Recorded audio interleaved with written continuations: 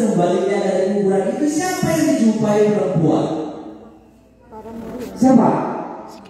Kalian sudah pulang, orang datang. Siapa yang datang? Ini orang ini, Alkitab ini. Siapa? Maria Magdalena dan beberapa perempuan yang lain itu sudah melihat kubur kosong. Artinya Yesus tidak ada di kuburan itu lagi. Maka mereka pulang. Wih, jangan-jangan mayat Tuhan Yesus itu sudah dicuri orang, kan gitu. Jangan-jangan udah diambil si A, si B, dan si C. Maka mereka bergegas pulang. Di perjalanan siapa yang mereka jumpai? Sampai dapat jawabannya. Siapa? Siapa? Ayo. Mereka yang lain. Siapa? Tadi di awal sudah saya bilang loh. Siapa? Siapa?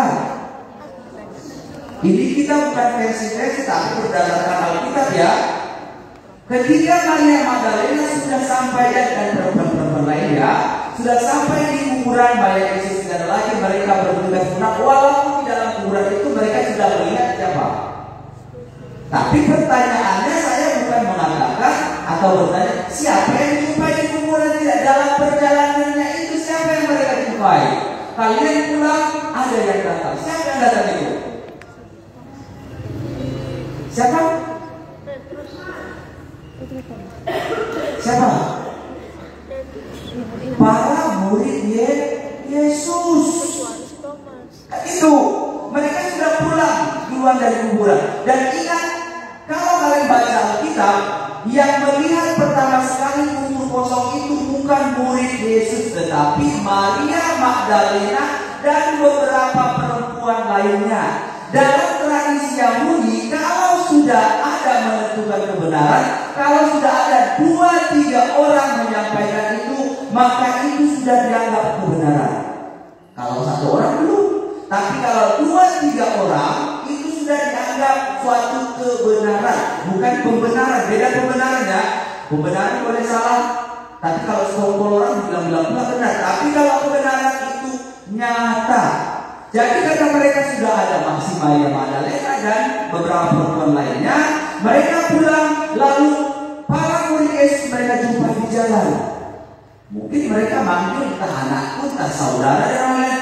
Lihatlah murid Yesus itu sudah kosong, kemana mereka?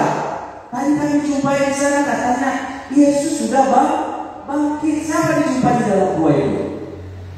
Malaikat Yesus. Dibilangkannya atau dikatakannya bahwasanya Yesus sudah bangkit. Tetapi apa yang dikatakan oleh para murid? Masa iya, ayo kita lihatlah. Artinya di situ para murid atau para rasul juga tidak percaya. Nah, sekarang begini, si Thomas menjadi salah satu rasul dari Yesus dan murid-murid Yesus itu juga ada kumpulannya. Mereka sebenarnya sama-sama tidak percaya. Jadi kita jangan hanya menyalahkan si Thomas, kan gitu. Si Thomas tidak percaya dan lain-lainnya juga tidak percaya. Nah, di mana bedanya?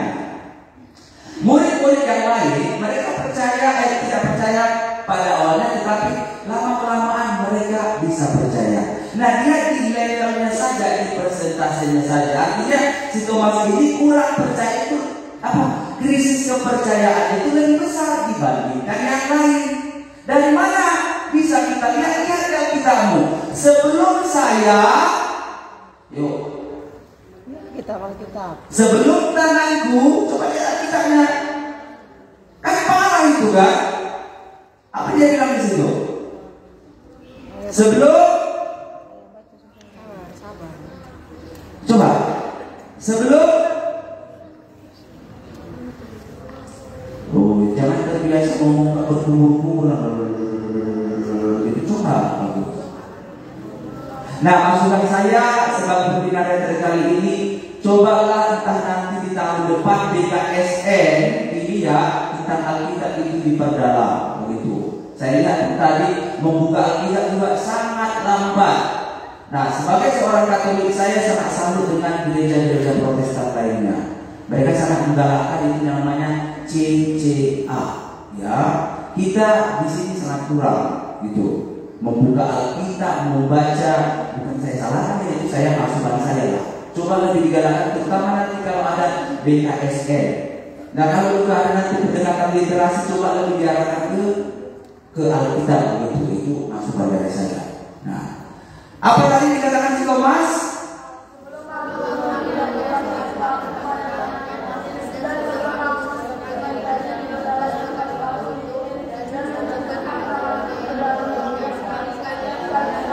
Nah, sebelum tanganku mencucuk tangannya, kan itu artinya dia berharap Yesus itu datang di sini badannya, di kita ada tangannya. Kayak mencet apa namanya itu ya Pak? Kalau ada tombol-tombol itu, apa biasa itu? Entah kalau tombol ini, tombol apa lagi? Pokoknya bisa dipencet lah gitu.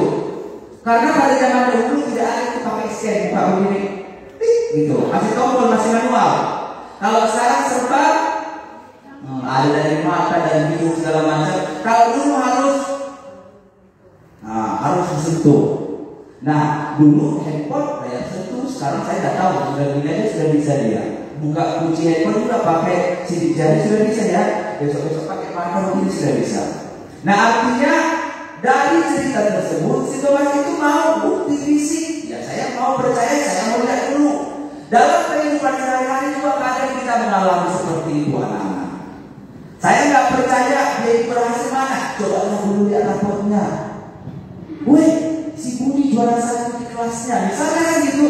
Masa iya? Coba saya lihat dulu raportnya. Kita sedang biasa mengutamakan pembuktian secara fisik atau juga secara objektif. Salah nggak salah? Sebagai manusia, sebagai anak-anak memang harus berpikir kritis. Apa yang dilakukan Tuhan itu sebenarnya bisa kita ambil dari sisi positifnya. Artinya, saya arahkan ke anak-anak, zaman sekarang itu kita jangan serba menerima apa adanya. Misalnya dengan mendapatkan informasi di Google dan lain-lain, harus kita cross check kan gitu. Jadi dikit-dikit jangan mudah percaya. Jadi sebagai anak, terutama juga di pembelajaran abad 21, berpikir kritis itu sangat penting. Jadi sama seperti si Thomas tadi, tidak kita salahkan walaupun kita katakan rasul si siapa nama si Thomas tadi bilang? Si ragu. Ingat Thomas, ingat ragu. Makanya orang Batak sering bilang begini, nah Thomas doh katanya. Kenapa tadi bilang? Nah Petrus doh katanya. Setiap orang payah meyakinkan, yang Thomas itu katanya. Ibu pernah dengar ini Bu? Kalau sulit dipercaya orang, Bu itu atau masuk Bu katanya kan? Kenapa? Si Thomas itu identik dengan ragu. Jadi nggak pernah dibilang orang, Johannes sekali kamu. Enggak. Kalau payah diyakinkan pasti Thomas. Nah, jadi berpikir kritis itu penting. Jadi tidak kita salahkan. Tetapi kekurangan si Thomas tadi, semalam kan ada kita pelajari kekurangan dan kelebihanku. Nah, kekurangan si Thomas tadi itu ragu. Manusia juga seperti itu. Kekuranganku, misalnya saya suka ribut. Walaupun kamu suka ribut, saya percaya ada kelebihanmu. Kelebihanmu apa Pak? Saya suka membantu. Nah, si Thomas sampai mana kelebihannya? Thomas merupakan rasul Yesus yang paling setia. Bukan hanya sendirian ya, dia mendampingi Yesus mulai ditangkap penyaliban hingga wafatnya. Paham? Nah, siapa yang tidak setia mulai dari proses penangkapan sampai penyaliban? Siapa? Ayo, harus cepat. Siapa? Kenapa bilang Petrus?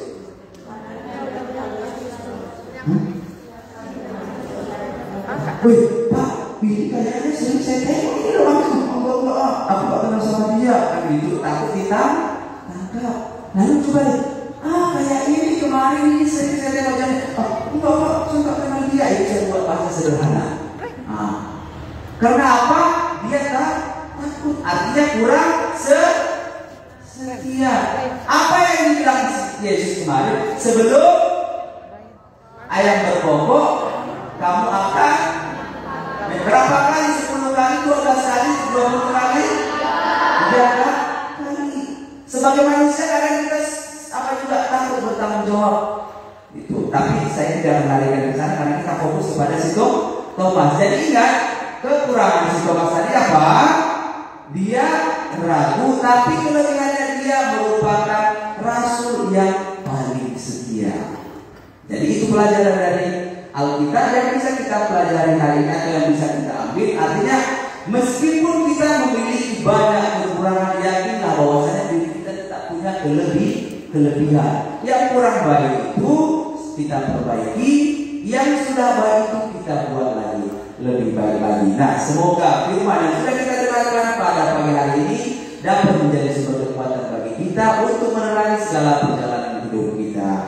Terima kasih. Amin.